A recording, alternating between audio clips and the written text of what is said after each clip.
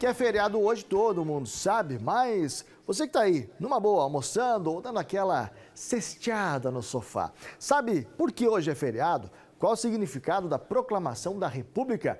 Para esclarecer essas nossas dúvidas, vamos falar agora com o professor historiador Leonardo Deluguquenski, que já participou, já tem inclusive crachá aqui na NDTV, sempre esclarecendo várias informações importantes para a gente.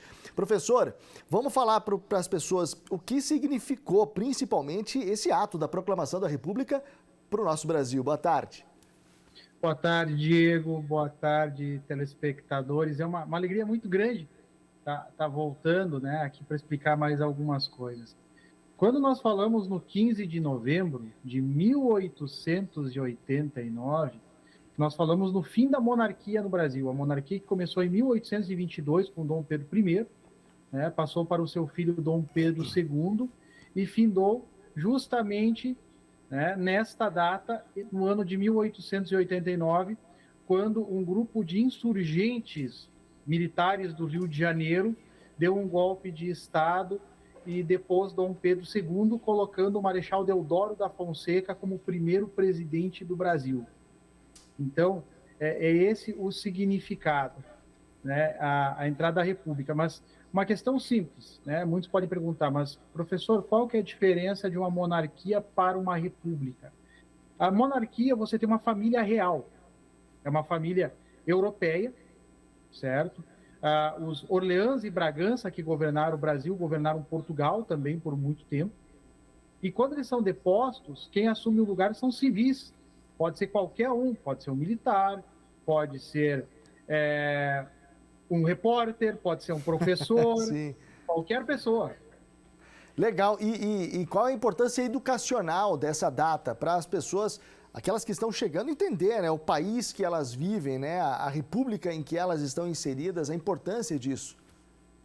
A importância educacional é compreender que todos nós temos participação no poder, todos nós temos voz, todos nós temos direitos e temos deveres. Quando você pensa numa monarquia, você entrega tudo isso para uma família e ela vai tomar as decisões por você, independentemente se você concorde ou não concorde.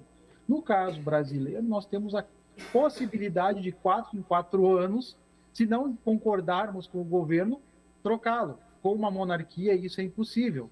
Você tem que engolir seco e aguentar. Então dá para a gente dizer que o grande nome dessa proclamação, desse ato, foi Marechal Deodoro da Fonseca. Sim, é até uma coisa bem interessante, porque o Deodoro da Fonseca, ele era, vamos dizer assim, próximo de Dom Pedro II.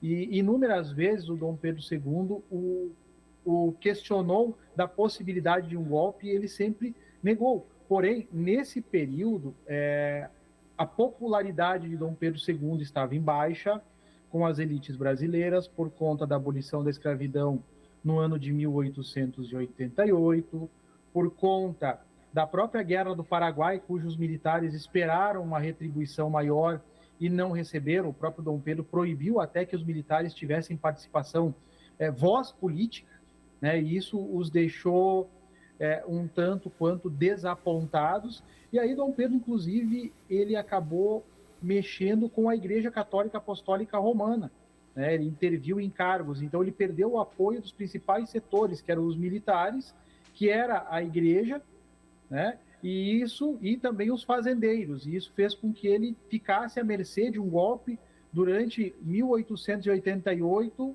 e o início, aí, o ano de 1889. Ele estava basicamente com um pé na cova e um na casca da banana, ele estava só esperando. É verdade. Professor, muito obrigado pelas informações. Certo, eu agradeço a oportunidade, Diego, e estou sempre à disposição de vocês para o que precisar. Legal, aí uma aula, Professor Leonardo Deluguquenski, sempre nos trazendo informações importantes. E é importante você que está aí em casa, vivendo esse feriado, não via a hora do feriado chegar, saiba por que você está vivendo esse feriado.